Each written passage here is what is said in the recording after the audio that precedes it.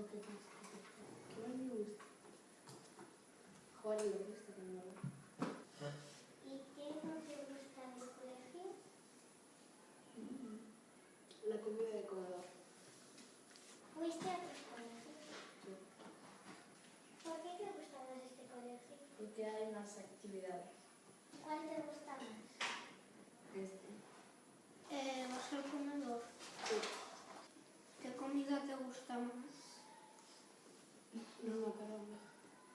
¿Practicas algún deporte? El fútbol. ¿Cuál es tu deporte favorito?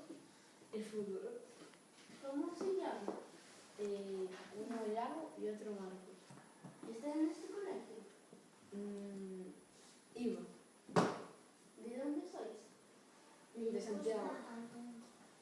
Gracias por dejarnos entrevistarte. Nada.